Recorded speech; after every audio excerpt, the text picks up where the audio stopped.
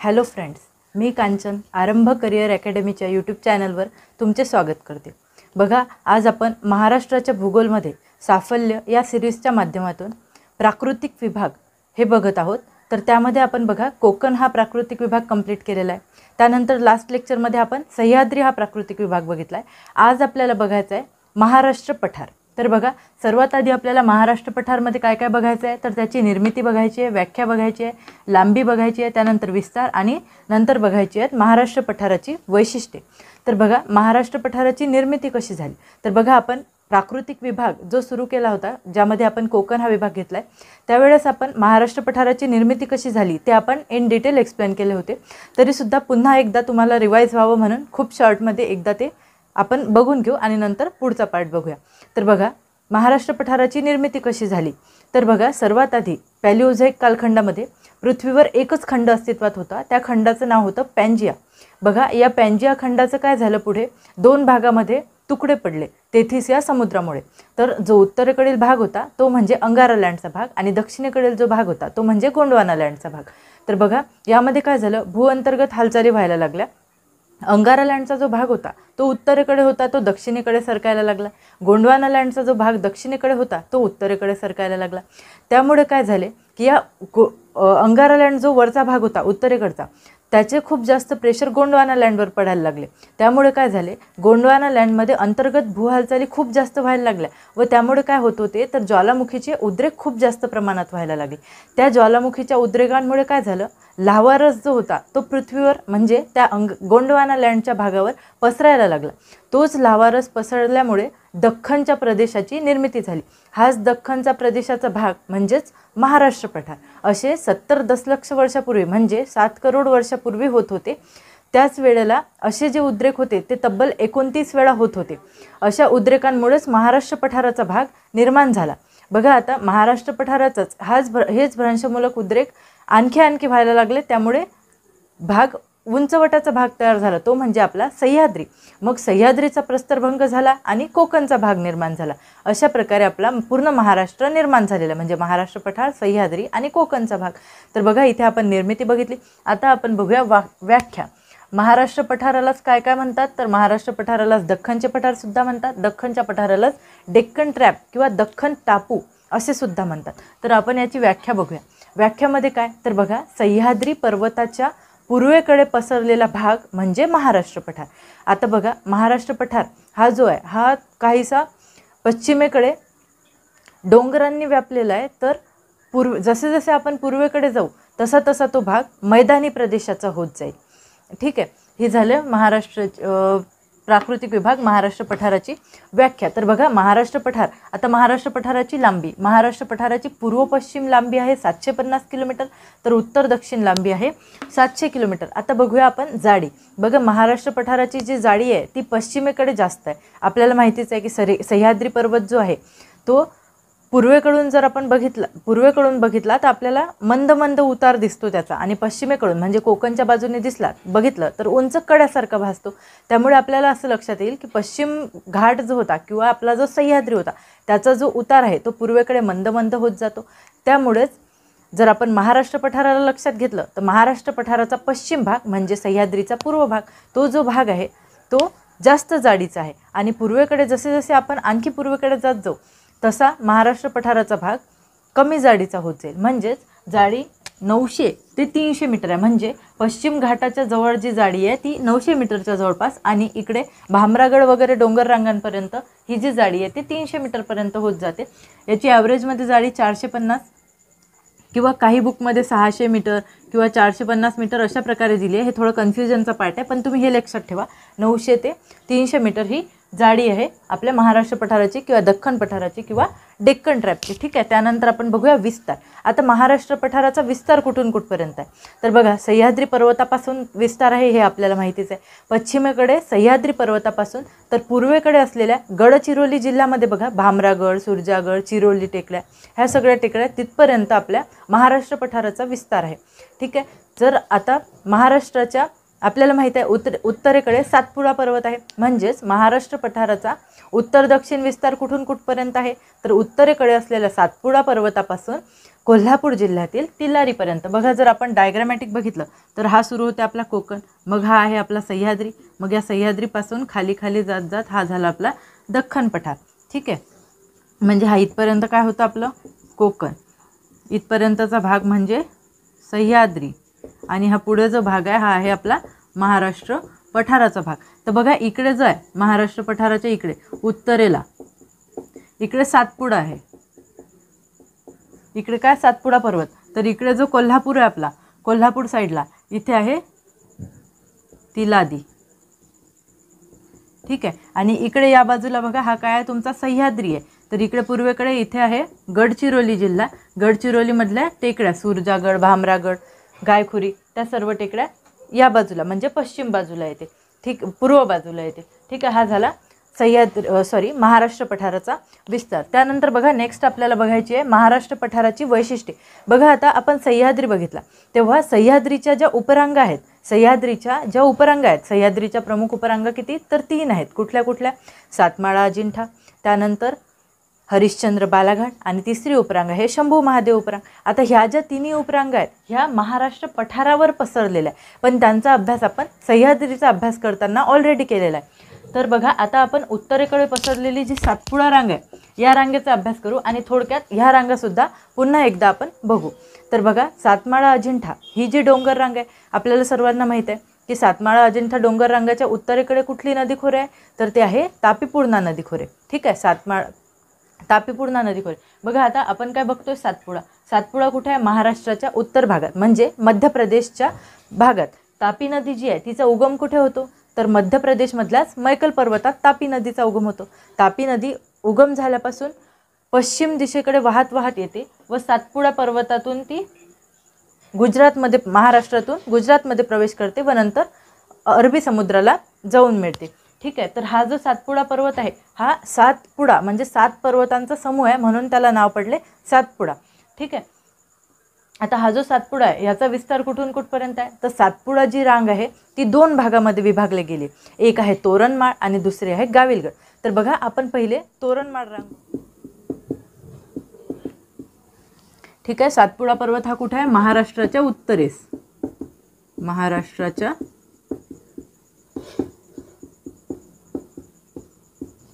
महाराष्ट्राच्या उत्तरेस सातपुडा पर्वत आहे. याचा विस्तार बघा, याचे 2 भाग, तोरणमाळ आणि दुसरा म्हणजे गाविलगड. ठीक आहे, हा जो तोरणमाळ आहे याचा विस्तार बघूया. ठीक आहे, विस्तारमध्ये आपल्याला या दोघांचा पण विस्तार बघायला लागेल. तोरणमाळ जे आहे हे कुठे आहे, तर नंदुरबार जिल्ह्यामध्ये. तोरणमाळ हे कुठे आहे, नंदुरबार जिल्हा. नंदुरबार पासून तर जळगाव जिल्ह्यापर्यंत. बघा, जळगाव जिल्ह्यामधले यावल, रावेर हे जे तालुके आहेत त्या तालुक्यामध्ये सुद्धा या तोरणमाळ डोंगर रांगेचा विस्तार झालेला आहे. ठीक आहे, तोरणमाळ डोंगर रांग जी आहे त्याच्यामधलं सर्वोच्च शिखर जे आहे ते आहे अस्तंभा डोंगर. ठीक आहे, अस्तंभाची उंची आहे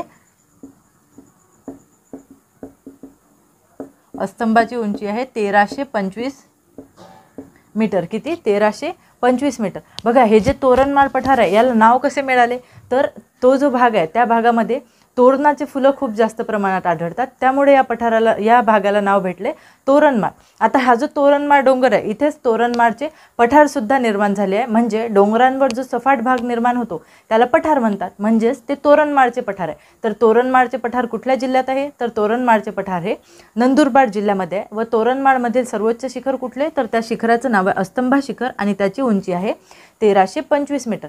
बघा, आणखी हे जे तोरणमाळ डोंगर रांग आहे या तोरणमाळ डोंगर रांगेत पाल नावाचे एक थंड हवेचे ठिकाण आहे. पाल हे जे थंड हवेचे ठिकाण आहे हे रावेर या तालुक्यामध्ये येते. ठीक आहे, त्याच भागामध्ये खूप सारे धबधबे सुद्धा आहेत. एक मनुदेवीचं एक पर्यटन स्थळ आहे, तिथे सुद्धा धबधबा वगैरे पण आहे तिथे, आणि ते मनुदेवीचं एक तीर्थक्षेत्र या तोरणमाळ डोंगर रांगेमधलं प्रसिद्ध आहे. ठीक आहे, दुसरी डोंगर रांग आहे सातपुडाची दुसरी उपरांग आहे गाविलगड. आता गाविलगड ही जी आहे ही अमरावतीच्या भागामध्ये पसरलेली आहे. अमरावतीच्या वायव्येला जे 2 तालुके आहेत धारणी आणि चिखलदरा, त्या 2 तालुक्यामध्ये या गाविलगड डोंगर रांगेची विस्तार झालेला आहे। ठीक आहे, आता ही जी गाविलगड डोंगर रांग आहे ही तापी पूर्णा नदी खोऱ्याला वेगळं करते, म्हणजे तापी नदी आणि पूर्णा नदी ह्या ज्या दोन नद्या आहेत पश्चिम वाहिनी नद्या त्यांना वेगळं करते ही गाविलगडची डोंगर रांग। ठीक आहे, आता या गाविलगड डोंगर रांगेमधले सर्वोच्च शिखर कुठले, तर त्या शिखराचं नाव आहे बैराट शिखर। बैराटची उंची आहे 1177, ही एकदा चेक करून घ्या। ठीक आहे, 1177 मीटर ही बैराटची उंची आहे। दुसरे उंच शिखर आहे चिखलदरा। चिखलदरा शिखराची उंची आहे 1118 मीटर। ठीक आहे, गाविलगडमधले दोन शिखर महत्त्वाचे आहे, बैराट शिखर आणि चिखलदरा शिखर। तर बघा हे जे चिखलदरा शिखर आहे हे एक थंड हवेचं ठिकाण म्हणून प्रसिद्ध आहे। हे पर्यटनासाठी खूप चांगले आहे। ऑक्टोबर ते जूनपर्यंत इथे पर्यटन खूप जास्त प्रमाणात चालतं। चिखलदरा हा जो प्रदेश आहे, चिखलदरा हा जो डोंगर आहे हा एक थंड हवेचं ठिकाण म्हणून प्रसिद्ध आहे। बघा महाराष्ट्रातलं जे एकमेव कॉफी उत्पादनाचं जे क्षेत्र आहे ते याच चिखलदराच्या परिसरात आहे, तिथे कॉफीचं उत्पादन घेतलं जातं। ठीक आहे, हे थंड हवेचं ठिकाण म्हणून प्रसिद्ध आहे। याला महाराष्ट्राचे किंवा विदर्भाचे नंदनवन असे सुद्धा म्हणतात, विदर्भाचे नंदनवन असे सुद्धा म्हणतात। ठीक आहे, आता आपण बघितलं सातपुडामधलं तोरणमाळ आणि गाविलगड। ठीक आहे, आता आपण ज्या डोंगर रांगा बघितल्या होत्या आणखी बघा, आपण सह्याद्री बघितला होता। सह्याद्रीच्या उपरांगांचा जो विस्तार झालेला आहे हा आपला सह्याद्री। सह्याद्रीच्या ज्या उपरांग आहेत त्यांचा विस्तार बघा, पहिली जी होती ती सातमाळा अजिंठा, सातमाळा अजिंठा डोंगर रांग। दुसऱ्या डोंगर रांगेचं नाव आहे हरिश्चंद्र बालाघाट डोंगर रांग।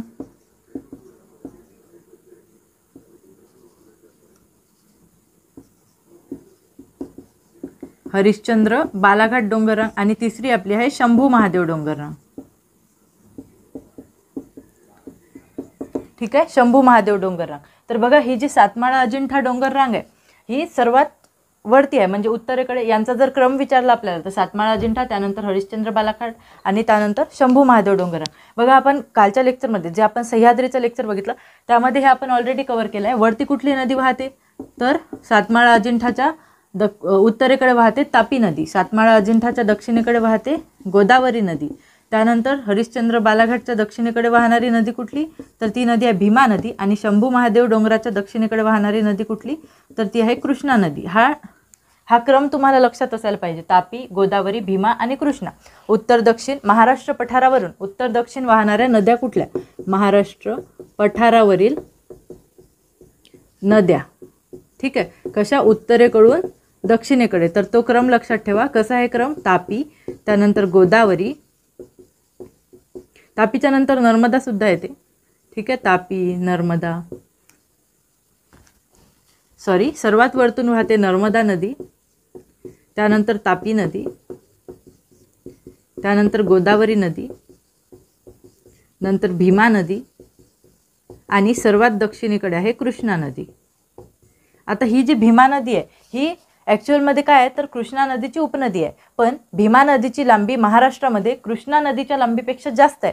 त्यामुळे आपण जेव्हा नदी खोरे अभ्यासू तेव्हा आपल्याला सेपरेट कृष्णा नदी आणि भीमा नदी हे दोन्ही खोरे आपल्याला वेगवेगळे अभ्यासायचे आहे। ठीक आहे, तर बघा आता मगाशी मी तुम्हाला सातपुडा पर्वत जे शिकवलं, सातपुडा पर्वताच्या उत्तरेकडे कुठली नदी वाहते, तर नर्मदा नदी, आणि सातपुडा पर्वताच्या दक्षिणेकडे कुठली नदी वाहते, तर तापी नदी। म्हणजेच सातपुडा या पर्वताने नर्मदा आणि तापी या दोन नद्यांच्या खोऱ्याला वेगळे केले आहे। आणि तापी नदीचं एक वैशिष्ट्य आपल्याला माहिती आहे की तापी नदी ही जी नदी आहे ती खसदरीतून वाहते। आता ती खसदरीतून का वाहते, कारण नद्यांच्या ज्या नदी प्रणाली ज्या आहेत त्या 4 प्रकारच्या नदी प्रणाली आहेत। ठीक आहे, तर 4 प्रकारच्या नदी प्रणालीमधली महाराष्ट्रातून जी तापी नदी वाहते तिची नदी प्रणाली समांतर नदी प्रणाली आहे, आणि समांतर नदी प्रणालीतल्या नद्या काय करतात, तर ते खनन कार्य जास्त करतात। त्यामुळे काय होते, तो भाग खचला जातो, आणि त्या भागातून जर आपण नदीला बघितलं तर ती नदी उंच कड्यासारखी भासते, म्हणजेच तापी नदी जी आहे ती खचदरीतून वाहते। ठीक आहे, आता आपण बघतोय सातमाळा अजिंठा डोंगर। तर बघा आपण सह्याद्रीच्या लेक्चरमध्ये इन डिटेल कव्हर केलं आहे, इथं आपण पुन्हा थोडासा भाग बघू। बघा सातमाळा अजिंठा डोंगर रांगेच्या उत्तरेस तापी नदी आहे व दक्षिणेस गोदावरी नदी खोरे, म्हणजे सातमाळा अजिंठा डोंगर रांगेने तापी आणि गोदावरी नदी खोऱ्याला वेगळं केलं आहे। त्यानंतर बघा हे जे सातमाळा डोंगर रांग आहे ही नाशिक या जिल्ह्यामध्ये आहे। ठीक आहे, सातमाळा डोंगर रांग नाशिक या जिल्ह्यामध्ये। तर अजिंठाची जी डोंगर रांग आहे, अजिंठाची डोंगर रांग ही औरंगाबाद जिल्ह्यापासून सुरू होते. ठीक आहे, औरंगाबाद जिल्ह्यापासून सुरू होते, पुढे ती बुलढाणा जिल्हा, त्यानंतर अकोला जिल्हा व पुढे वाशिम जिल्ह्यात सुद्धा पसरलेली आहे. ठीक आहे, आता हा जो अजिंठाचा डोंगर आहे हा 2 भागात विभागला गेला. एक नांदेड जिल्ह्यामध्ये याला नाव दिलं आहे निर्मल डोंगर. ठीक आहे, नांदेड जिल्ह्यामध्ये अजिंठाच्या डोंगरालाच दुसरे कुठले नाव भेटले आहे तर निर्मल डोंगर. त्यानंतर यवतमाळ जिल्ह्यामध्ये याला अजिंठाच म्हणतात. ठीक आहे, अजिंठा हा तुम्हाला क्वेश्चन विचारू शकते. अजिंठाची नांदेड जिल्ह्यामध्ये असलेली डोंगररांग काय नावाने ओळखली जाते तर त्याला निर्मल डोंगररांग म्हणतात. आणि अजिंठाचीच यवतमाळ जिल्ह्यामध्ये असलेली डोंगररांग कुठली तर ती अजिंठा डोंगररांग आहे. ठीक आहे, सह्याद्रीचं जे लेक्चर होतं त्यामध्ये आपण हे इन डिटेल कव्हर केलेलं आहे. हा पॉईंट सुटला होता तो आता आपण इथे कव्हर केला आहे. बघा आता ही जी सातमाळा अजिंठा डोंगररांग आहे ही ज्या 2 नद्यांना वेगळे करते त्या नदीचं असं वैशिष्ट्य आहे की ही जी तापी नदी आहे ही पश्चिम वाहिनी नदी आहे, तर गोदावरी नदी ही जी नदी आहे ही पूर्व वाहिनी आहे. म्हणजे तुम्ही असं म्हणू शकता की सातमाळा अजिंठा डोंगररांग ही पश्चिम वाहिनी नदी असलेली तापी नदी आणि पूर्व वाहिनी नदी गोदावरी या 2 नद्यांच्या खोऱ्यांना वेगळं करते. हे तुम्ही पश्चिम वाहिनी तापी आणि पूर्व वाहिनी गोदावरी या 2 शब्दांना फोकसने लक्षात ठेवा, कारण आयोग तुम्हाला प्रश्न विचारताना पूर्व पश्चिममध्ये गोंधळ घालू शकते. ठीक आहे, त्यानंतर बघा हरिश्चंद्र आणि बालाघाट डोंगर. बघा आता इथे पठार सांगायचं मी विसरून गेली. बघा अजिंठा जो डोंगर आहे अजिंठा डोंगररांग याच्यामध्ये पठारांची सुद्धा निर्मिती झाली आहे. तर बघा सातमाळाच्या खाली सातमाळाच्या दक्षिणेला मालेगाव पठार निर्माण झाले आहे. सातमाळाच्या दक्षिणेला कुठले मालेगाव पठार निर्माण झाले आहे ते नाशिक जिल्ह्यामध्ये. आणि अजिंठाच्या दक्षिण बाजूला यवतमाळ पठार, बुलढाणा पठार यासारखे पठारांची निर्मिती झालेली आहे. ठीक आहे, हे जे पठार आहेत हे डोंगर माथ्यावरचा सपाट झालेला भाग आहे त्यांनी पठार निर्माण होतात. ठीक आहे, त्यानंतर हरिश्चंद्र बालाघाट. आता हरिश्चंद्र बालाघाट ही गोदावरी आणि भीमा या 2 पश्चिम वाहिनी नद्यांना वेगळं करते. गोदावरी आणि भीमा या 2 पश्चिम वाहिनी नद्यांना वेगळं करते. आता हरिश्चंद्र डोंगर रांगेच्या खाली हरिश्चंद्रच्या दक्षिण बाजूला अहमदनगरचे पठार आहे. म्हणजेच हरिश्चंद्र हा जो डोंगर आहे हा अहमदनगर जिल्ह्यामध्ये विस्तारलेला आहे. ठीक आहे, इथे कुठला अहमदनगरचे पठार आहे. तर बालाघाट डोंगर रांगेच्या खाली म्हणजे बालाघाटच्या दक्षिणेला बालाघाटचे पठार आहे. ठीक आहे, बालाघाटचे पठार आहे. त्यानंतर बघा शंभू महादेव डोंगर रांगेच्या दक्षिण बाजूला सासवडचे पठार आहे. त्यानंतर जत पठार आहे, औंधचे पठार आहे. ठीक आहे, सातारा, पुणे आणि सांगली हे जिल्हे शंभू महादेव डोंगर रांगेच्या खोऱ्यामध्ये काही प्रमाणात येतात. ठीक आहे, तर बघा शंभू महादेव डोंगर रांगेने उत्तरेकडे भीमा नदी आणि दक्षिणेकडील कृष्णा नदी या 2 नद्यांच्या महाराष्ट्र पठारावरून वाहणाऱ्या गोदावरी, भीमा आणि कृष्णा ह्या लांबीने मोठ्या असलेल्या व खोऱ्याच्या दृष्टीने सुद्धा मोठ्या असणाऱ्या नद्या ह्या तिन्ही नद्या कशा आहेत तर पूर्व वाहिनी नद्या आहेत. महाराष्ट्राच्या पूर्वेला म्हणजे भारताच्या पूर्वेला कुठला उपसागर आहे तर बंगालचा उपसागर आहे. तर ह्या तिन्ही ज्या नद्या गोदावरी, भीमा आणि कृष्णा ह्या तिन्ही नद्या पूर्वेकडे वाहत जाऊन बंगालच्या उपसागराला मिळतात. तर महाराष्ट्राच्या उत्तरेकडे असलेली तापी नदी व महाराष्ट्रातून अगदी थोड्या प्रमाणात वाहणारी म्हणजे फक्त 54 किलोमीटर वाहणारी नर्मदा नदी ह्या 2 नद्या गुजरातमध्ये जाऊन अरबी समुद्राला भेटतात. म्हणजे तापी आणि नर्मदा ह्या ज्या 2 नद्या आहेत ह्या पश्चिम वाहिनी नद्या आहेत. ठीक आहे, एवढं तुम्ही लक्षात ठेवा. बघा आता महाराष्ट्र पठारावर कुठला डोंगररांग आहेत तर सातमाळा अजिंठा डोंगररांग, हरिश्चंद्र बालाघाट डोंगररांग, शंभू महादेव डोंगररांग, त्यानंतर सातपुडा डोंगररांग. बघा ह्या 3 ज्या आहेत ह्या सह्याद्रीचाच विस्तार झालेला आहे. ठीक आहे, ह्या 3 डोंगररांगा ज्या आहेत ह्या सह्याद्रीचाच विस्तार झालेला आहे, पण त्यांचा विस्तार कुठे झाला आहे तर महाराष्ट्र पठाराच्या भागात. आणि सातपुडा जी डोंगररांग आहे ती सह्याद्रीचा भाग नाही, तिचा विस्तार महाराष्ट्राच्या उत्तर भागात झालेला आहे, गाविलगड आणि तोरणमाळ या डोंगररांगांमध्ये. ठीक आहे, एवढा पोर्शन तुम्हाला लक्षात आलं असेल. आता बघा आपण पुढे बघूया महाराष्ट्रातले काही महत्त्वाचे आणखी जे डोंगर आहेत ते आपण कुठला डोंगर कुठल्या जिल्ह्यात आहे ते आपल्याला आयोगाने विचारलेलं आहे. त्याच्या जोड्या विचारलेल्या म्हणजे कुठला डोंगर कुठल्या जिल्ह्यात आहे त्या आयोगाने विचारलेलं आहे. तर ते आपण नेक्स्ट आता कव्हर करणार आहोत. ठीक आहे, बघा आपण काही महत्त्वाचे डोंगर व टेकड्या व त्या कुठल्या जिल्ह्यात आहेत ते बघणार आहोत. बघा अजिंठा वेरूळचा डोंगर, चौक्या डोंगर, गोगाबाबा टेकडी, सुरपालनाथचा डोंगर हे जे डोंगर आहेत हे औरंगाबाद म्हणजेच छत्रपती संभाजीनगर या जिल्ह्यामध्ये असलेले डोंगर किंवा टेकड्या. बघा अजिंठा वेरूळ, चौक्या, गोगाबाबा, सुरपालनाथ, आणखी काही छोटे छोटे डोंगर आहेत पण एवढे महत्त्वाचे आहे, एवढे तरी ॲटलिस्ट लक्षात ठेवा. बघा त्यानंतर अदुलाचा डोंगर, बाळेश्वरचा डोंगर हे आहे अहमदनगर जिल्ह्यामध्ये. अदुला डोंगर, बाळेश्वर डोंगर हे कुठे आहे तर अहमदनगर जिल्ह्यामध्ये. त्यानंतर बघा बीड जिल्ह्यामध्ये आहे पाटोडा आणि चिंचोली.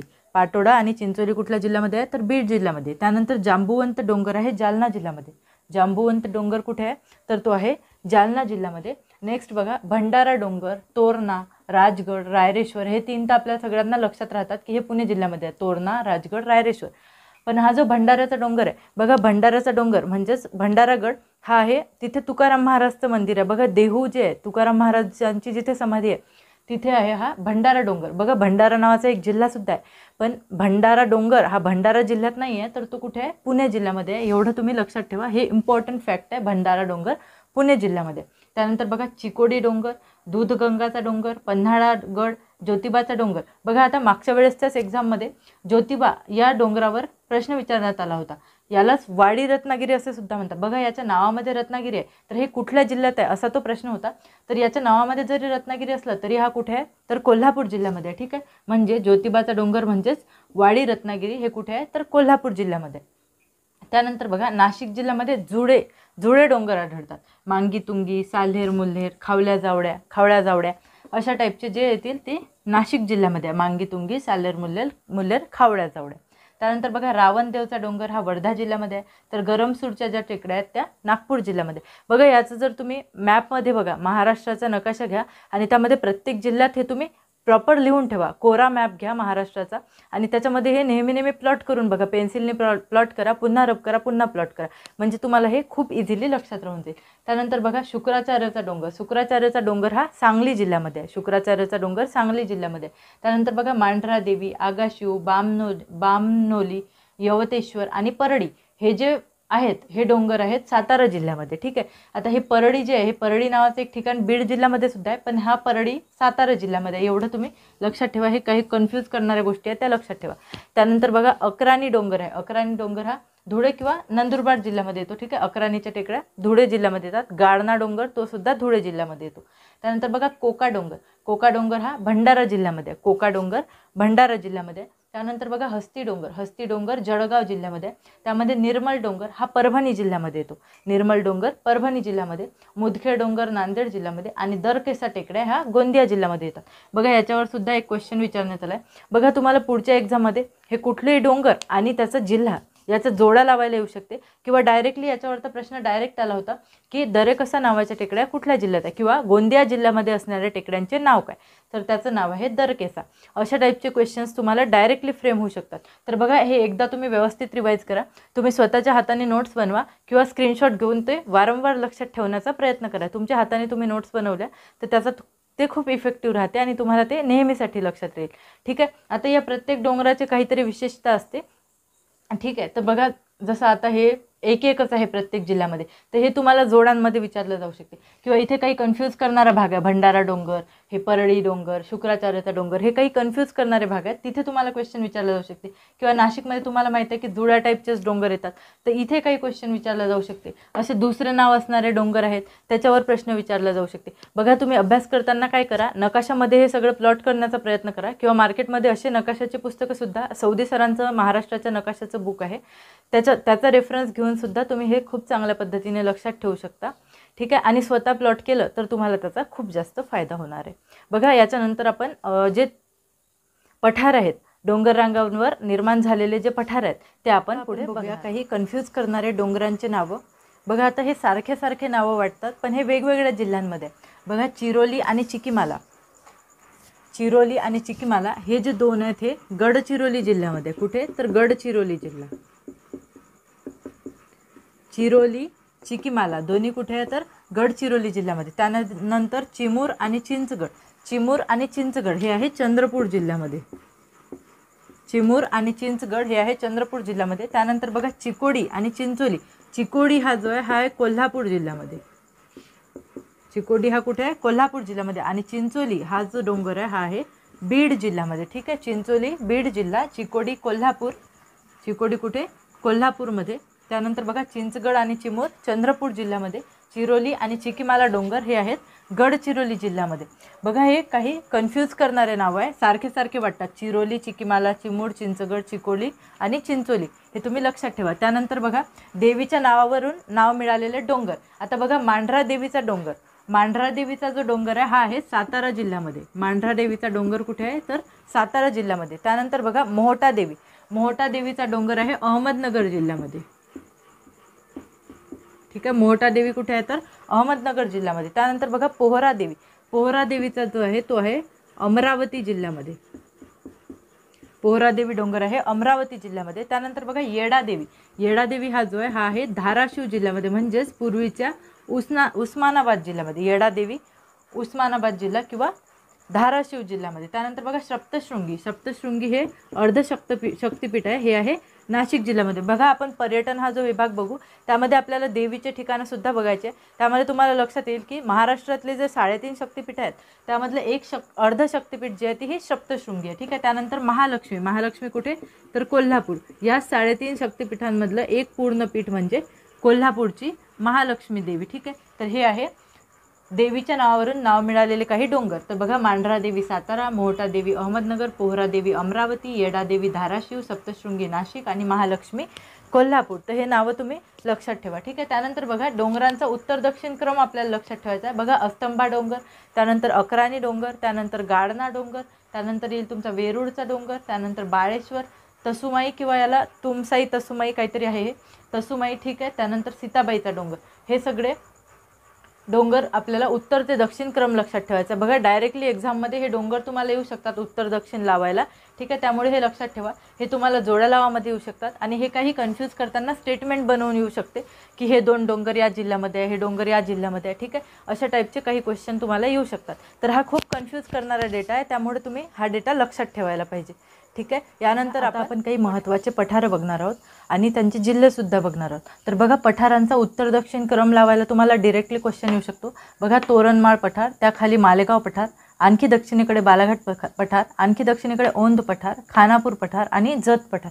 बघा आपल्याला पठार आणि त्याचा जिल्हा माहीत असला तर आपण त्याचा क्रम व्यवस्थितरित्या लावू शकतो. बघा आता तोरणमाळ पठार नंदुरबार जिल्हा, त्यानंतर मालेगाव पठार नाशिक जिल्हा, बालाघाट पठार धाराशिव जिल्हा, त्यानंतर औंध, खानापूर आणि जत हे सांगली जिल्ह्यामधले पठार आहे. तर बघा तुम्हाला डायरेक्टली उत्तर दक्षिण क्रम येऊ शकतो. लक्षात ठेवा तोरणमाळ, मालेगाव, बालाघाट, औंध, खानापूर आणि जत हा उत्तर दक्षिण क्रम तुम्ही लक्षात ठेवायला पाहिजे. आणखी काही पठार आहेत ते तुम्ही नकाशामध्ये बघून त्यांचा अशा प्रकारे क्रम अरेंज करू शकता.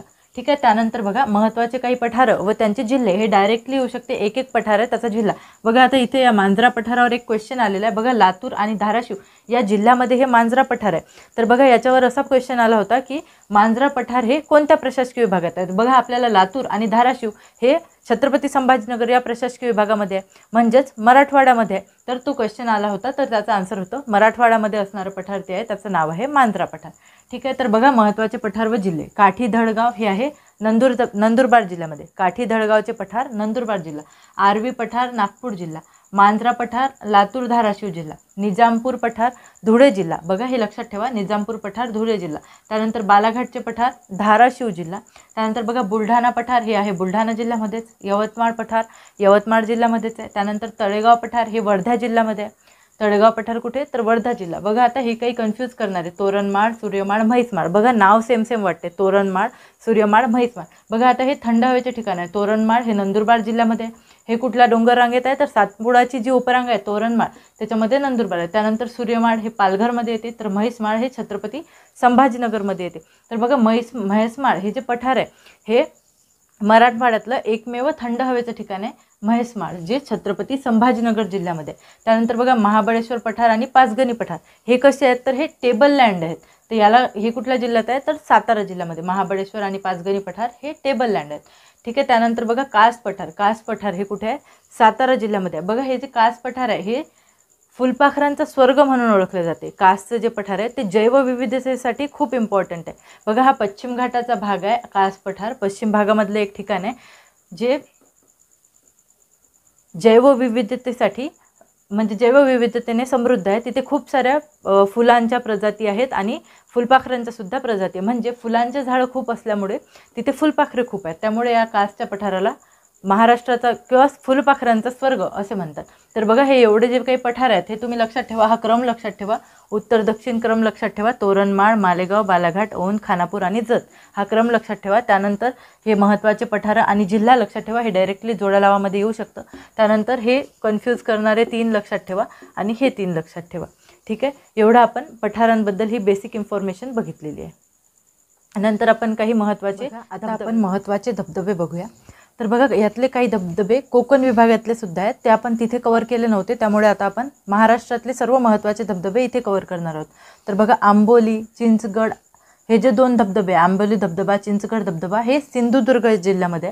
त्यानंतर बघा मार्लेश्वर धबधबा हा रत्नागिरी जिल्ह्यामध्ये, याच्यावर आयोगाने प्रश्न विचारलेला आहे. मार्लेश्वर धबधबा हा रत्नागिरी जिल्ह्यामध्ये. त्यानंतर बघा पांडवकडा आणि रामधरणेश्वर हे रायगड जिल्ह्यामध्ये. पांडवकडा आणि रामधरणेश्वर हे रायगड जिल्ह्यामध्ये. त्यानंतर बघा झेनीत धबधबा, माळशेज घाट आणि भिवपुरी हे ठाणे जिल्ह्यामध्ये आहे. झेनीत, माळशेज घाट, भिवपुरी हे ठाणे जिल्ह्यामध्ये आहे. त्यानंतर बघा ठोसेघर, वजराई आणि लिंगमडा हे सातारा जिल्ह्यामध्ये आहे. ठोसेघर, वजराई, लिंगमडा सातारा जिल्ह्यामध्ये. आणखी पण धबधबे आहे बघा, निडल पॉईंट, चायनामन आणि ओझरडे हे थोडे वेगळे नाव आहे, त्यामुळे लक्षात ठेवा. निडल पॉईंट, चायनामन, ओझरडे हे सातारा जिल्ह्यामध्ये. ठीक आहे, Thoseghar, Vajrai, लिंगमडा, needle point, chinaman आणि ओझरडे हे सातारा जिल्ह्यामध्ये. त्यानंतर बघा रंधा धबधबा, भंडारदरा धबधबा हे अहमदनगर जिल्ह्यामध्ये. इथे पण क्वेश्चन विचारण्यात आलेले आहे, इथे पण क्वेश्चन विचारण्यात आले. भंडारदरा धबधबा जो आहे तिथे विल्सन डॅमसुद्धा आहे. त्यानंतर ठीक आहे, भंडारदरा हे एक धरणसुद्धा आहे. सहस्त्रकुंड नावाचा धबधबा हा नांदेड यवतमाळच्या बॉर्डरवर येतो. ठीक आहे, तर नांदेड जिल्ह्यामध्ये सहस्त्रकुंड धबधबा. त्यानंतर पाटणादेवी, मनुदेवी हे बघा, हे ठिकाणं जे आहेत हे जळगाव जिल्ह्यामधले आहे, त्यामुळे हे धबधबे कुठे आहेत तर जळगाव जिल्ह्यामध्ये. पाटणादेवी धबधबा, मनुदेवी धबधबा. त्यानंतर बघा कुणे धबधबा, टायगर धबधबा हे पुणे जिल्ह्यामध्ये आहे. बघा हे काही महत्त्वाचे धबधबे आहे. आणखी महाराष्ट्रात खूप सारे धबधबे आहे, पण मला हे परीक्षेच्या दृष्टिकोनातून महत्त्वाचे वाटतात, त्यामुळे मी ते इथे कव्हर केले. तर बघा तुम्हाला धबधबा म्हणजे काय ते माहीतच असेल. बघा हा काय असतो तर पाण्याचा प्रवाह असतो जो उंच ठिकाणावरून उड्या मारत खाली येतो. ठीक आहे, त्याला काय म्हणतात धबधबा म्हणतात. तर हे काही महत्त्वाचे धबधबे आहे, हे तुम्ही लक्षात ठेवा. यानंतर बघा आपण लेण्या आहेत महाराष्ट्रामध्ये काही, त्या लेण्यांचा भाग काही महत्त्वाच्या लेण्या बघूया. बघा पांडव लेणी आणि चांभार लेणी ह्या ज्या लेण्या ह्या आहे नाशिक जिल्ह्यामध्ये. पांडव लेणी, चांभार लेणी नाशिक जिल्हा. त्यानंतर बघा पारगाव लेणी बीड जिल्हा, मार्कांडा लेणी गडचिरोली जिल्हा. त्यानंतर बघा घटोत्कच आणि पाटणादेवी, घटोत्कच आणि पाटणादेवी लेणी जळगाव जिल्हा. त्यानंतर बघा टाकडी, भातोडी, पडशी ह्या आहे अहमदनगर जिल्हा. टाकडी, भातोडी, पडशी ह्या आहेत अहमदनगर जिल्हा. त्यानंतर बघा सोमनाथ, भद्रावती, भांडक ह्या लेण्या आहेत चंद्रपूर जिल्ह्यामध्ये. सोमनाथ, भद्रावती आणि भांडक ह्या लेण्या आहेत चंद्रपूर जिल्ह्यामध्ये. त्यानंतर बघा लोणी भापकर ही जी लेणी आहे ही आहे पुणे जिल्ह्यामध्ये. लोणी भापकर लेणी पुणे जिल्ह्यामध्ये. त्यानंतर गारडगाव लेणी बुलढाणा जिल्ह्यामध्ये. गारडगाव लेणी कुठे तर बुलढाणा जिल्ह्यामध्ये. त्यानंतर बघा पुल्लर लेणी नागपूर जिल्ह्यामध्ये. पुल्लर लेणी कुठे नागपूर जिल्ह्यामध्ये. गारडगाव लेणी कुठे बुलढाणा जिल्ह्यामध्ये. त्यानंतर बघा कुंभोज लेणी, खिद्रापूर लेणी हे कुठे आहे कोल्हापूर जिल्ह्यामध्ये. कुंभोज, खिद्रापूर कोल्हापूर जिल्ह्यामध्ये. त्यानंतर बघा कान्हेरी, जोगेश्वरी आणि एलिफंटा ह्या ज्या लेण्या आहेत ह्या कुठे आहेत तर मुंबई उपनगरमध्ये. बघा आता तुम्हाला माहीत असेल ही जी एलिफंटा लेणी आहे हिचा काही भाग रायगड जिल्ह्यामध्ये सुद्धा आहे, पण एलिफंटा लेणीचं जे प्रवेश आहे म्हणजे जे सुरुवात जी होते ती मुंबई उपनगरमधून होते, म्हणून ही मुंबई उपनगरमध्ये कन्सिडर केले जाते. बघा काही खूप महत्त्वाच्या लेण्या आहेत जशी अजिंठा वेरूळ लेणी. त्यानंतर अजिंठा वेरूळ लेणी ही लेणी सर्वांना माहीत आहे की छत्रपती संभाजीनगर जिल्ह्यामध्ये. अशा ज्या खूप फेमस लेण्या आहेत त्या मी इथे टाळल्यात घ्यायच्या. फक्त तुम्हाला हे जे नवीन जे आहे जे लक्षात राहत नाही त्या लेण्या लक्षात राहण्यासाठी इथे आपण त्या कव्हर केल्या. बघा एकदा शॉर्टमध्ये बघूया. पांडव लेणी, चांभार लेणी नाशिक, पारगाव लेणी बीड, मार्कांडा लेणी गडचिरोली, घटोत्कच पाटणादेवी जळगाव, टाकडी, भातोडी, पडशी अहमदनगर. त्यानंतर बघा सोमनाथ, भद्रावती, भांडक चंद्रपूर, लोणी भापकर पुणे, गारडगाव लेणी बुलढाणा, पुल्लर लेणी नागपूर, कुंभोज, खिद्रापूर कोल्हापूर, कान्हेरी, जोगेश्वरी आणि एलिफंटा हे आहेत मुंबई उपनगर. बघा आता इथपर्यंत आपण महाराष्ट्र पठाराचा जो भाग होता तो कव्हर केला. आता बघा महाराष्ट्र पठारावरच नद्यांचे जे खोरे आहेत ते विस्तारलेले आहे. महाराष्ट्र पठाराचा जो भाग आहे तर नद्यांच्या खोऱ्यांनीच बनलेला आहे. बघा महाराष्ट्र पठारावर विस्तारलेल्या ज्या 3 प्रमुख पर्वतरांगा आहे म्हणजेच त्या सह्याद्रीच्या ज्या 3 उपरांगा आहेत त्याच उपरांगांचं नद्यांच्या प्रदेशामुळे जिथे मऊ खडक होते ते खडक झिजले गेले आणि तिथे मैदानाचा भाग तयार झाला किंवा नदीचे खोरे तयार झाले आणि जो भाग कठीण खडकाचा होता तर ते डोंगर निर्माण झाले. ठीक आहे, म्हणजे मऊ जो भाग होता तो नद्यांनी जे पाणी वाहून आणलं त्यामुळे काय झालं त्याची झीज झाली व तिथे सपाट प्रदेश निर्माण झाला, म्हणजे त्या प्रदेशात नदीचं खोरं निर्माण झालं व तिथे गाळाची जमीन, गाळाची माती वाहून आली व तो प्रदेश सपाट किंवा मैदानासारखा बनला आणि जिथे खडक कठीण होता तिथे डोंगर निर्माण झाले. आता याआधी आपण डोंगर बघितलेच आहेत.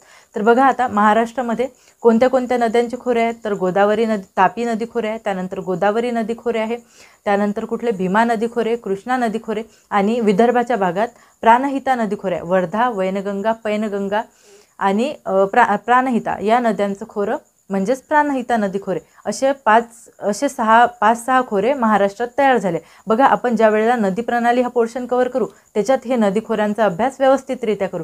तर बघा ठीक आहे, आता आपण प्राकृतिक महाराष्ट्रामध्ये कोकण बघितला, त्यानंतर सह्याद्री बघितला आणि आजच्या लेक्चरमध्ये आपण महाराष्ट्र पठाराचा भाग बघितला. महाराष्ट्र पठारामध्ये आपण जवळपास महाराष्ट्रातले सर्व जे काही महत्त्वाचे पॉईंट होते ते सर्व कव्हर केले, पण पठारावरचा जो नदी खोऱ्यांचा भाग आहे तो आपला कव्हर करायचा राहिला आहे. तो आपण नदी प्रणाली हा जो चॅप्टर शिकू त्यावेळेला आपण कव्हर करणार आहोत. नेक्स्ट आपण भूगर्भ रचना किंवा नदी प्रणाली या दोनपैकी एक चॅप्टर घेणार आहोत. ठीक आहे, बघा असंच इम्पॉर्टंट माहितीसाठी आमचं जे आरंभ करिअर अकॅडमीचं जे चॅनल आहे त्या चॅनलला सबस्क्राईब करा, शेअर करा आणि व्हिडिओला बघत राहा. धन्यवाद.